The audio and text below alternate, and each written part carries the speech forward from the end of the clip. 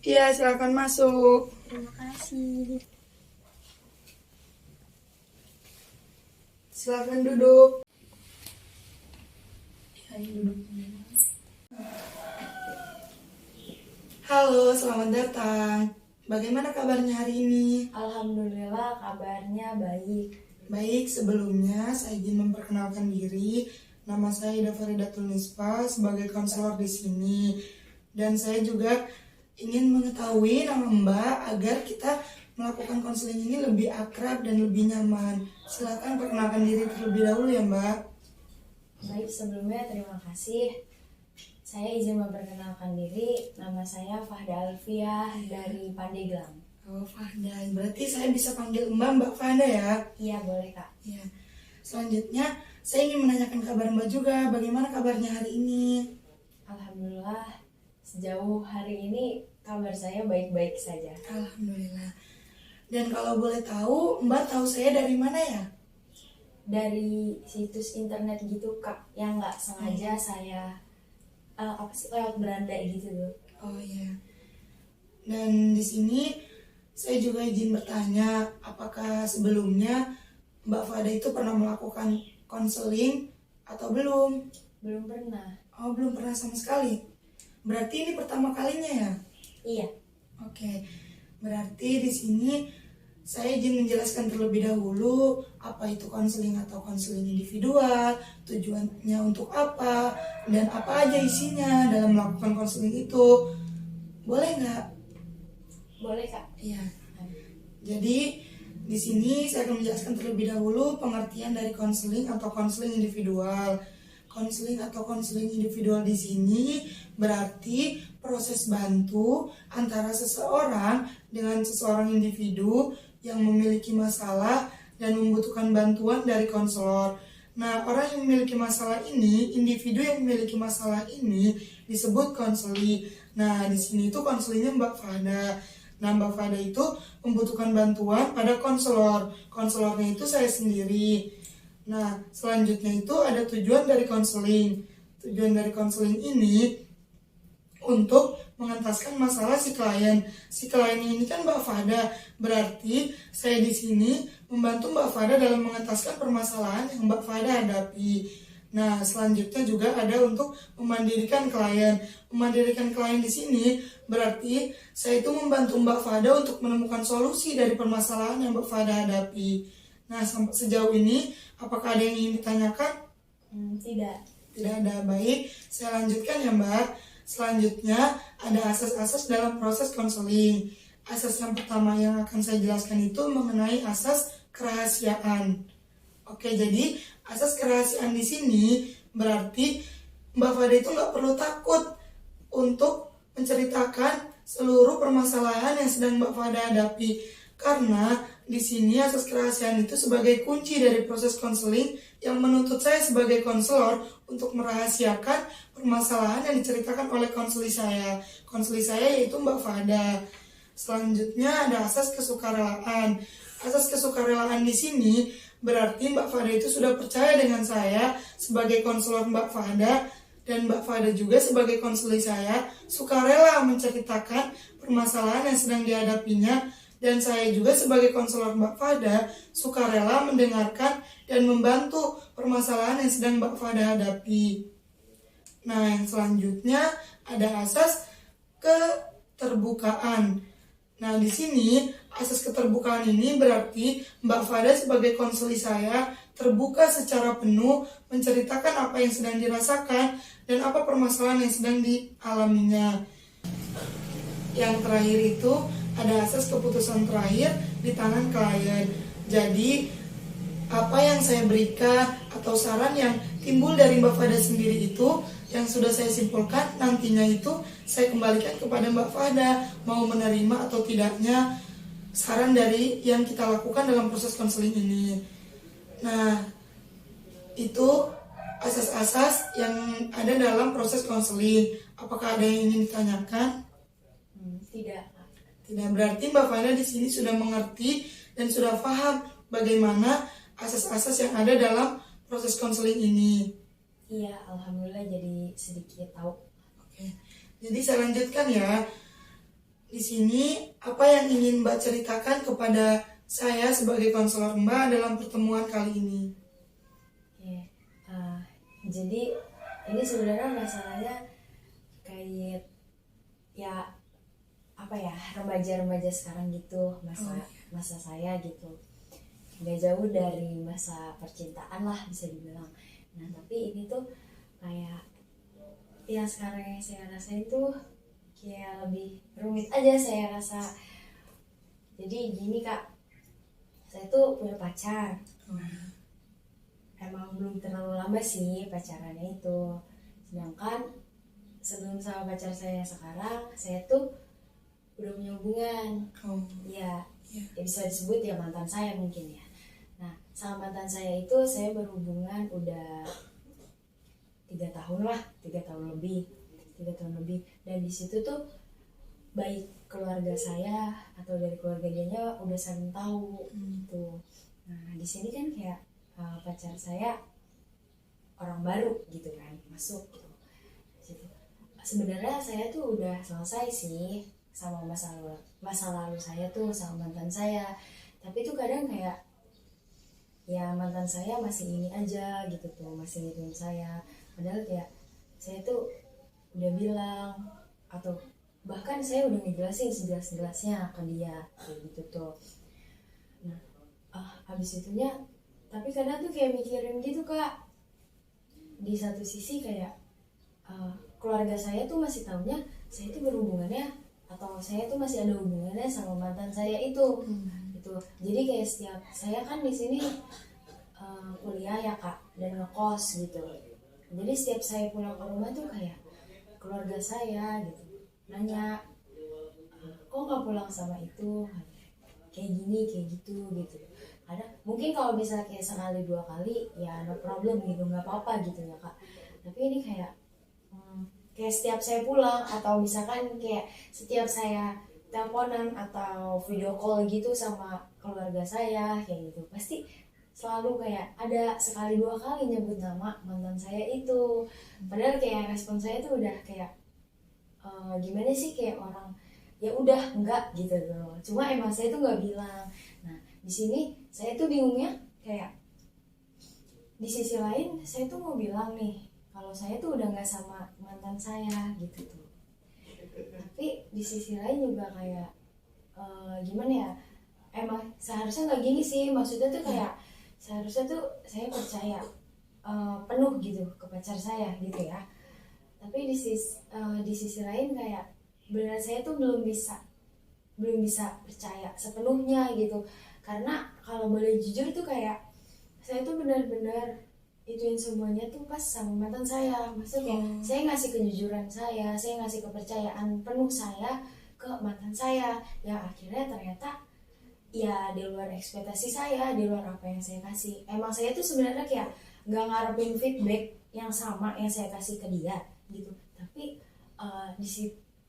pas selama sama mantan saya tuh benar-benar saya tuh ngerasain kayak kecewanya, sedihnya, patah hatinya, dan itu benar-benar emang real life selama saya hidup, selama saya ngejalanin percintaan kayak gitu, benar-benar cuma ya sama mantan saya itu begitu. Nah makanya sebenarnya nggak baik sih, maksudnya kayak saya udah punya orang baru tapi kayak saya masih nyangkutin atau masih sedikit takut jadinya gitu, karena apa ya, kayak imbasnya gitu jadi ke orang baru yang seharusnya nggak gitu. Tapi kayak nggak munafik dan nggak bisa dipungkiri juga kalau emang nyatanya tuh seperti itu gitu. Jadi kayak saya kayak apa ya, kayak keluarga saya tuh keluarga yang bisa dibilang welcome gitu, mau itu entah kayak pacaran juga saya udah boleh gitu tuh, asal ya sayanya yang harus jaga diri dan saya harus tahu batas gitu tuh. Nah jadi kayak kayak apa sih, kayak mau ngenalin atau ngajak pacar saya yang baru nih ke rumah itu gampang sebenarnya. Tapi tuh kayak saya tuh mikirnya karena dulu tuh kayak prinsip saya tuh nggak mau kayak bawa cowok sana sini gitu tuh ke rumah kayak gini meskipun cuma main, kecuali kayak benar-benar temen gitu. Nah kalau misalkan yang dalam kutip kayak ada hubungan sama saya kayak misalnya pacaran gitu tuh, itu tuh kayak saya ngejaga gitu, karena waktu itu ya saya pengennya cuma kayak satu gitu tuh. Dan ternyata waktu itu saya bawa ke rumah kan, sebenarnya bukan saya sih yang bawa ke rumah, tapi mantan saya itu yang langsung datang ke rumah, saya juga nggak tahu. Nah di situ udah tuh berarti kayak keluarga saya tahu kan, sampai kayak ya tetangga saya juga tahu kayak gitu, bahkan kayak saking udah ngeklop banget sama keluarga saya gitu tuh, kayak keluarga besar saya, saudara-saudara saya juga kayak udah tahu meskipun mereka kayak belum pernah face to face gitu tuh. Nah di sini saya tuh bingung kayak gimana ya, kayak saya salah nggak sih karena kayak gitu. Emang ngerasa kayak salah sih, maksudnya nggak seharusnya kejadian yang dulu atau yang udah lalu lah, yang udah saya laluin tuh saya bawa lagi ke hubungan saya yang sekarang. Tapi ya nggak bisa dibohongin juga kalau emang kayak traumanya atau keinget-inget itu tuh emang masih nyata gitu tuh, yang bikin saya kayak jadi lebih mikir gitu. Kayak misalkan saya ngasih kepercayaan ke dia sia-siain lagi nggak ya kayak sebelumnya kayak gitu.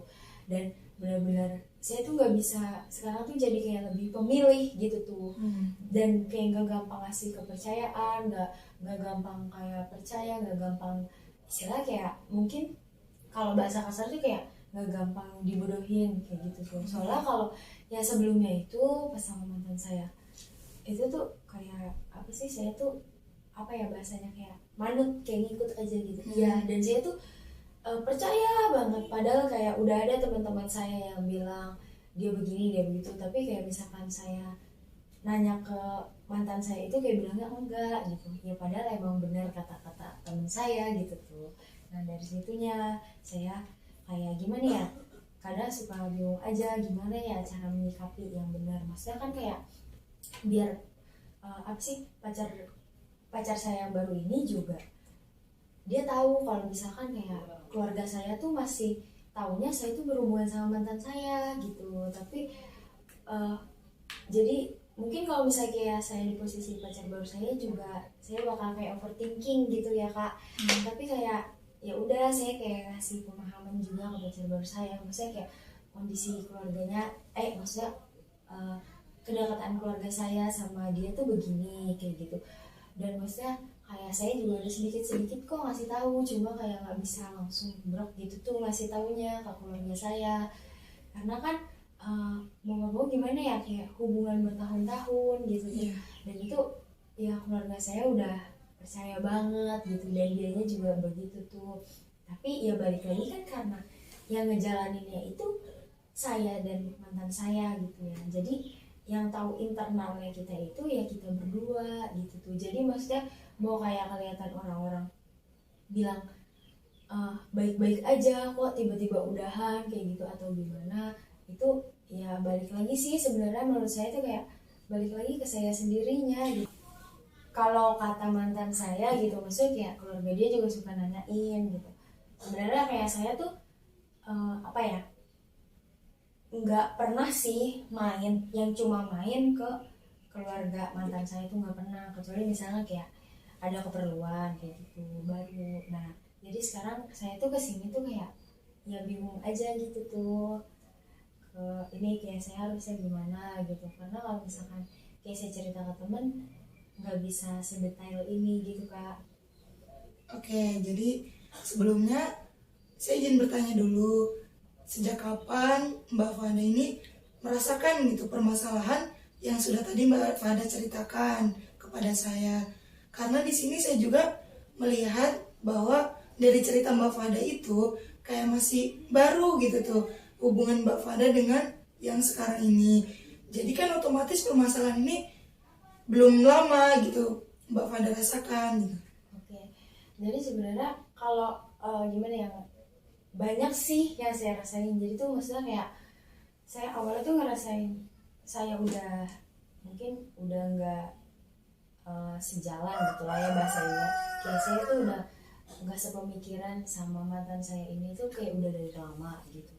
Nah tapi tuh kayak prinsip saya tuh cuma kayak coba dulu, mungkin kayak sayanya yang bosan atau sayanya yang lagi jenuh segala macam di hubungan itu gitu. Nah tapi lama kelamaan tuh kayak oh ini kok makin gak bisa kayak gitu tuh, kayak oh ini makin gak jelas nih kayak gitu tuh.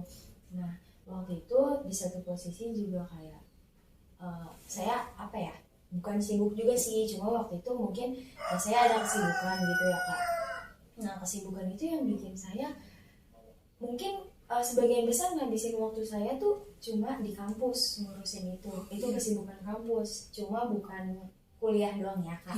Ya terus habis itu ya kayak saya tuh jadi saya kan ngekos nih, kayak di tempat kosan juga cuma buat ya tempat saya istirahat, tempat saya bebersih gitu doang tuh, nggak ada kayak tempat leha-leha di kosan tuh enggak, karena waktu itu posisinya saya tuh cuma bolak-balik kampus sampai tengah malam kadang tuh ya, dan emang bener-bener di kosan tuh ya udah cuma buat tidur, buat ini doang kayak gitu.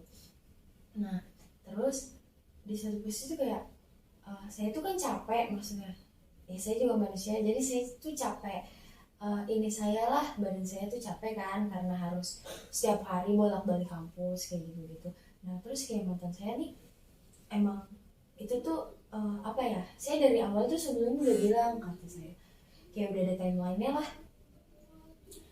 udah ada timeline nih, saya bilang saya nanti bulan ini ada kegiatan ini yang bikin saya lebih sibuk gitu maksudnya. Nah emang dari awal tuh kayak dia tuh emang apa ya, bisa dibilang ngituin saya atau mau ngikutin, enggak sih maksudnya bukan mau ngikutin mau saya, cuma kayak ngertiin saya iya, cuma tuh maksudnya kayak nggak sepenuhnya gitu, kayak saya ngerasa aja gitu, gimana sih Kak kalau misalkan orang kayak iya doang, kayak ya udah kayak terpaksa gitu, ya udah gitu. Tapi bagian itu saya bilang kan kayak saya bakal lebih sibuk, jadi maaf ya kalau misalkan saya responnya gini doang atau ya saya jarang chat kayak gitu tuh. Nah kata dia ya oke gitu tuh. Nah tapi di satu sisi tuh kayak udah makin harinya saya di kegiatan itu yang bikin saya sibuk gitu, saya tuh emang nggak lupa cetan atau nggak pernah nggak cetan sama sekali, nggak, cuma mungkin emang waktunya jadi lebih terbatas karena kesibukan saya itu gitu tuh. Mungkin kalau misalnya kayak saya lebih bisa bagi waktu saya bisa aja, tapi emang benar-benar kayak sebagian besar di kampus tuh yang itu yang apa ya, kayak saya megang HP tuh cuma kayak buat ngabarin orang-orang yang apa sih, kayak misalkan ya cuma ini ranahnya karena ini kesibukan organisasi, jadi kayak ya udah sama orang organisasi gitu, walaupun ya meskipun tetap balas tuh dia. Nah akhirnya tuh kayak tiba-tiba dia kayak ya udah nanya kenapa kok gini, kenapa kok gitu. Nah di situ tuh kayak saya tuh ngerasa posisinya saya tuh kayak udah capek, fisik saya ini udah capek banget gitu tuh. Terus kayak saya tuh ke kosan aja cuma buat istirahat, terus kayak kayak saya ngapain sih, kayak buang-buang waktu, saya udah capek nih di kampus, udah seharian, udah kadang nyampe tengah malam, terus balik ke kosan yang waktunya buat istirahat malah cuma saya pakai kayak harus berantem nih sama mantan saya kayak gitu tuh. Dan situ kayak saya mikirnya yang udah yang sebelumnya kayak oh bisa nih saya pertahanin dulu gitu tuh, paling ini mah kejenuhan lewat aja gitu yang saya rasain. Tapi ternyata lama-lama kayak ya mungkin dia juga capek nunggu atau gimana kali ya, karena waktu itu posisi mantan saya tuh apa ya, non organ gitu tuh, jadi maksudnya belum berorganisasi kayak gitu, sedangkan beda sama saya. Nah padahal kayak saya bilang, kalaupun kayak saya nggak bilang juga kayak apa sih, kayak sedikit banyak kan pasti dia tahu gitu saya tuh orangnya gimana gitu. Dan waktu itu juga kan kayak saya bilang saya ini orangnya ya bisa dibilang apa ya, nggak introvert banget tapi extrovert gitu tuh, cuma ya nggak extrovert banget juga, cuma kayak lebih sukanya sosialisasi sama orang-orang, sukanya main di lapangan gitu tuh.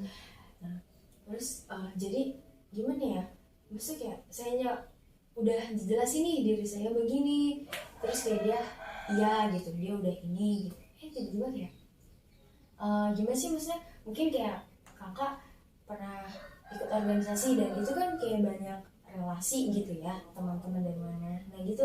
Kadang kayak hal yang gak saya suka dari mantan saya juga kayak apa ya, saya udah bilang nih, kayak saya udah ngejelasin detail, misalnya saya tadi kayak diajak ngobrol kayak gitu ya sama cowok gitu, misalkan saya udah bilang cowok ini siapa gitu, tapi dia tuh kayak masih apa ya, kayak cemburunya tuh berlebih gitu tuh, padahal kayak apa ya, saya ini udah jelasin sedetail-detailnya loh gitu loh. Terus kalau misalnya itu kan kayak ranah organisasi, saya juga nggak bakal ngapa-ngapain karena ya emang tujuan saya ya udah organisasi gitu tuh.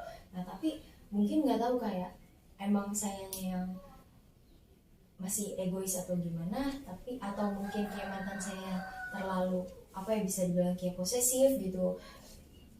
Ya udah jadi yang bikin kayak gitu tuh kayak saya tuh padahal dia tuh kayak udah ngerti, maksudnya kayak saya tuh udah suka sama orang, ya udah gitu satu aja, meskipun kayak kelihatannya friendly atau gimana, tapi tuh nggak bakal ngebawa ke hati gitu. Tapi kenapa kayak kok dianya masih begini aja gitu tuh, maksudnya kayak saya udah jelasin sedetail-detail lah, hari ini saya mau kemana, hari ini saya mau ngapain, hari ini saya sama siapa aja gitu, hari ini misalkan tadi saya habis ngobrol sama ini sama itu gitu, atau enggak kayak nanti dulu ya chatnya, saya lagi ini gitu, ada keperluan. Tapi kayak dia kok tetap nggak ngerti saya gitu. Mungkin waktu itu posisinya emang saya lagi capek banget, jadi kayak ya udahlah saya nggak mau buang-buang waktu sama hal-hal yang kayak gitu tuh. Jadi ya udah waktu itu kayak saya nggak beraniin, saya ngakhirin tuh. Saya ngakhirin. Terus habis itu, nah dari situnya setelah saya sama dia berakhir, dia nanya, dia malah kayak emang nggak bisa diomongin baik-baik kayak gitu, emang harus kayak dengan cara udahan kayak gitu tuh. Terus kata saya kayak pas saya udah ngejelasin, pas saya udah benar-benar saya lagi capek fisik saya kayak gitu, terus kayak pikiran saya juga kemana-mana, kayak kenapa dia tuh kayak nggak ngerti. Jadi tuh kayak dia tuh, saya ngerasanya kayak saya tuh lebih banyak dituntut kayak kamu tuh harus ngabarin saya gitu, dibanding kayak sedangkan kayak apa sih, kayak umuran saya tuh sekarang tuh kayak saya tuh lebih butuhnya kayak temen cerita gitu, temen berbagi keluh kesah saya, jadi kayak bisa dibilang rumah saya gitu loh. Sedangkan dia tuh cuma kayak mau ya saya harus ngabarin dia, tanpa dia tuh mau tahu saya tuh ngapain aja, gimana hari saya hari ini kayak gitu, apa aja yang udah saya lakuin nih hari ini. Dia tuh nggak kayak gitu. Nah kalau buat sama yang baru, alhamdulillah beda sih, saya ngerasa 180 derajat beda sama mantan saya ini. Emang nggak seharusnya saya ngebandingin ya, karena manusia punya porsi kelebihan dan kekurangan masing-masing. Tapi ya kalau dari segi yang sekarang kayak saya butuhin, yang benar-benar saya perluin gitu, kayak support system, saya dapat banget nih dari yang baru, karena dia juga mungkin lebih paham ya, karena posisinya dia lebih dewasa dari saya gitu. Terus kayak saya ngerasa wah ini nih kayak ini nih rumah saya gitu tuh, kayak kayak saya tuh bisa berbagi. Terus misalnya kayak saya bilang saya mau A dulu, saya mau kegiatan ini dulu, ayo gitu, oh iya semangat gitu. Dan itu kayak benar-benar saya bertahun-tahun sama mantan saya nggak dapet itu gitu. Sedangkan kayak ya nggak tahu sih, maksudnya kayak karena ini kalau kata orang kan kayak hubungan baru atau apapun yang baru kayak lebih enak aja gitu ya, lebih ini aja dibanding yang lama. Tapi saya ngerasanya alhamdulillah sama yang baru tuh kayak benar-benar disupport gitu tuh. Jadi ya beda aja. Cuma ya gitu Kak, balik lagi kayak saya bingung nih, saya nggak enak juga sama pacar saya baru, meskipun saya udah ngasih pengertian sedikit-sedikit gitu tuh. Karena emang tinggal mikirin ya yang baru juga kayak rada ya sensitif pasti ya, itu kayak gitu ya Kak. Jadi bingung aja kayak saya harus nyikapin ke keluarga saya gimana gitu, saya harus nyikapin ke pacar saya gimana gitu, meskipun saya udah ngasih ke pengertian ke masing-masingnya.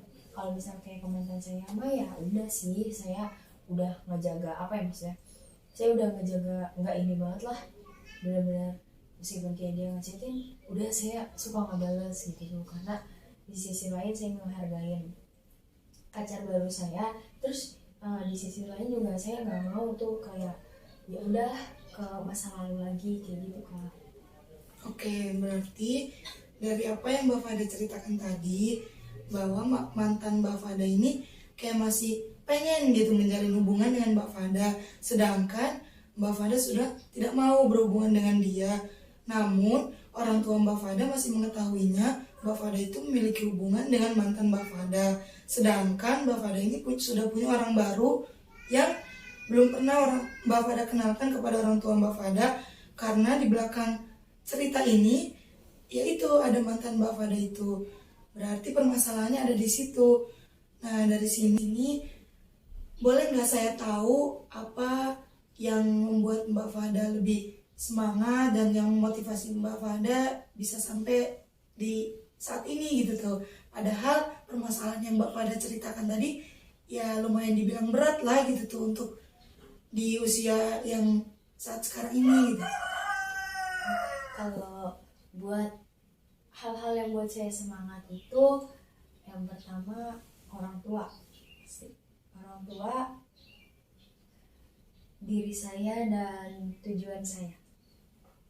Berarti Mbak Fada itu masih ingat gitu tuh, kayak maksudnya saya ini harus lebih semangat dong karena ada orang tua saya nih di belakang saya yang selalu doain saya, ini saya gitu. Dan pastinya benar kata Mbak Fada tadi, tujuan. Jadi setiap orang itu emang harus kita tuh punya tujuan, dan tujuan masing-masing orang itu ya sesuai dengan apa yang dia inginkan. Jadi kayak gitu. Nah, kalau boleh saya tahu gitu, apa ada yang ingin diceritakan lebih jelas atau lebih lanjut lagi gitu mengenai permasalahan yang sedang Mbak Fada hadapi ini gitu? Sebenarnya sebagian besar ceritanya sudah saya ceritain sih Kak. Ya intinya mah kayak balik lagi ya, saya tuh masih ya bingung aja sama diri sendiri, kayak maunya gimana gitu. Kalau yang tadi kayak kakak bilang, emang sih seharusnya keluarga saya yang udah welcome, atau yang gampang welcome tuh harusnya saya cerita gitu. Tapi ya karena yang tadi saya bilang kalau saya tuh percaya sama pacar saya yang baru, tapi kayak udah nggak bisa sepercaya itu karena ya mungkin bisa dibilang kayak trauma yang udah saya lewatin gitu sama yang sebelumnya gitu. Itu yang bikin kayak saya mikir gitu, kayak misalnya saya cari sama keluarga tapi nanti takut dianya begini loh, takut kayak gitu loh. Emang seharusnya tuh saya tuh nggak harus dan nggak perlu mikirin hal-hal buruk kayak gitu sih, tapi ya nggak tahu kayak diri sayanya selalu begitu. Jadi kayak yang bikin saya nahan, nanti dulu deh gitu tuh, nanti dulu gitu. Emang benar dari yang Mbak Fada tadi omongkan, dan di sini juga sebenarnya saya melihat itu Mbak Fada udah tahu bagaimana yang harus dilakukan Mbak Fada untuk yang mengentaskan masalah yang sedang Mbak Fada hadapi ini. Kayak tadi Mbak Fada masih trauma gitu, tapi Mbak Fada juga bilang bahwa saya itu tidak harusnya seperti ini. Nah, dari situ aja udah timbul hal apa yang harus Mbak Fada lakukan ke depannya untuk terlepas dari permasalahan ini. Jadi ya semuanya dikembalikan kepada Mbak Fada. Bagaimana cara Mbak Fada dalam melakukan suatu hal untuk melepaskan permasalahan yang ada pada diri Mbak Fada ini. Nah, yang Mbak Fada ceritakan tadi, berarti Mbak Fada itu harusnya lebih berani untuk menceritakan bagaimana keadaan percintaan Mbak Fada ini kepada orang tua Mbak Fada. Karena kan tadi juga Mbak Fada udah bilang bahwa orang tua Mbak Fada itu welcome tentang permasalahan ini. Jadi dari situ tuh Mbak Fada ada peluang untuk bagaimana menceritakan alurnya yang udah Mbak Fada jalani. Kayak seakan-akan kalau kayak gini tuh Mbak Fada kayak membohongi orang tua Mbak Fada gitu tuh dalam hal ini. Jadi orang tua Mbak Fada tahunya Mbak Fada dekat sama mantan Mbak Fada, sedangkan di sini Mbak Fada sudah menjalani hubungan dengan orang lain yang mantan Mbak Fada juga udah tahu sebenarnya. Tapi berarti di sini Mbak Fada itu harus lebih jujur, harus berani mengatakan apa yang terjadi pada Mbak Fada kepada orang tua Mbak Fada. Nah, dari sini juga Mbak Fada bisa lebih enak kalau Mbak Fada itu lebih jujur. Jadi setiap Mbak Fada teleponan atau Mbak Fada pulang itu nggak akan kayak topiknya tuh mantan Mbak Fada lagi gitu. Jadi Mbak Fada juga nggak akan ketuntut dengan permasalahan itu. Kalau emang dari diri Mbak Fadanya itu sudah mau ada keberanian dan mau ada ingin jujur gitu ke orang tua Mbak Fada, gimana sih cerita yang sebenarnya yang udah terjadi nih gitu tuh, yang saya alami gitu tuh. Mbak Fada kan, orang tua Mbak Fada kan taunya Mbak Fada itu masih menjalin hubungan dengan mantan Mbak Fada.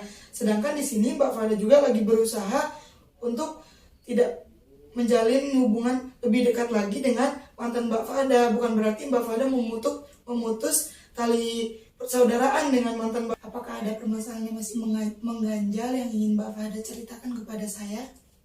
Alhamdulillah buat masalah impian tadi udah cukup sih Kak, karena saya juga kalau dibilang kayak udah dapet pencerahannya lah setelah saya banyak cerita ke kakak tadi. Oke, lalu di sini saya ingin sedikit memberi motivasi atau dorongan kepada Mbak. Jadi kedepannya Mbak itu harus lebih semangat lagi dan harus lebih yakin ke diri Mbak bahwa diri Mbak itu bisa untuk mengentaskan segala permasalahan yang sedang Mbak hadapi, terutama permasalahan yang tadi Mbak jelaskan. Sebenarnya Mbak itu tahu apa yang harus Mbak lakukan, namun belum ada keberanian dari diri Mbak. Jadi di sini harus lebih ditimbulkan lagi rasa berani dan rasa ingin jujur gitu tuh terhadap seseorang atau suatu hal yang sedang Mbak hadapi itu gitu. Nah selanjutnya saya juga ingin memberi sedikit saran lah dari saya bahwa kedepannya itu ya Mbak itu tidak menyalahkan diri Mbak atau dari permasalahan yang Mbak ceritakan itu tidak perlu trauma gitu. Saya mengucapkan terima kasih dan mengapresiasi apa yang sudah Mbak Fada ceritakan, dan di sini karena Mbak Fada sudah berani menceritakan, jadi saya mengapresiasi kepada Mbak Fada. Saran saya itu ke depannya Mbak itu bisa lebih berani ngomong, bisa lebih jujur gitu tuh kepada diri Mbak sendiri, karena emang belajar dari pengalaman itu lebih baik gitu tuh. Kayak misalnya Mbak tadi kan ngerasa trauma, nggak apa-apa itu tuh sebenarnya, cuma jangan terlalu terlarut dalam trauma itu gitu tuh. Mbak juga harus bangkit kayak menghilangkan rasa trauma itu dengan apa gitu tuh yang harus Mbak lakukan untuk mengentaskan permasalahan yang sedang Mbak hadapi ini gitu. Dan yang selanjutnya itu Mbak itu harus lebih berhati-hati lagi dalam kayak menjalin hubungan gitu tuh. Karena tadi juga Mbak udah ceritakan bagaimana hubungan Mbak dengan yang dulu dan bagaimana hubungan Mbak dengan yang sekarang gitu. Dan yang terakhir, Mbak itu harus lebih berani mengambil keputusan. Keputusannya itu ada pada diri Mbak sendiri. Kalau Mbak yakin keputusan yang Mbak ambil itu benar, ya udah berarti Mbak harus lakuin itu gitu. Dan kalau masih ada keraguan, Mbak harus lebih mencari lagi keputusan apa nih yang harus saya ambil untuk bisa mengentaskan permasalahan yang sedang saya hadapi ini. Iya Kak, baik. Sebelumnya terima kasih karena sudah mau mendengarkan keluh kesah cerita yang selama ini saya pendam sendiri gitu Kak. Ya, terima kasih kembali kepada Mbak Fada yang sudah mempercayai saya sebagai konselor Mbak dan mau menceritakan dengan sukarela permasalahan yang sudah Mbak alami. Di sini saya hanya membantu untuk memandirikan Mbak bagaimana cara Mbak untuk menyelesaikan permasalahan yang Mbak alami di sini. Dan saya juga mohon maaf apabila masih ada kekurangan dalam proses konseling ini. Dan saya mengucapkan terima kasih karena Mbak mau menjadi konseling saya, karena Mbak juga sudah mau sukarela gitu menceritakan apa permasalahan yang sedang Mbak hadapi. Baik, mungkin cukup sampai di sini saja proses konseling kita. Selebihnya saya mohon maaf dan mengucapkan terima kasih kembali. Mari kita tutup proses konseling ini dengan membaca lafaz alhamdulillah. Alhamdulillahirobbilalamin. Terima kasih. Wassalamualaikum warahmatullahi wabarakatuh. Waalaikumsalam warahmatullahi wabarakatuh. Terima kasih Kak. Sama.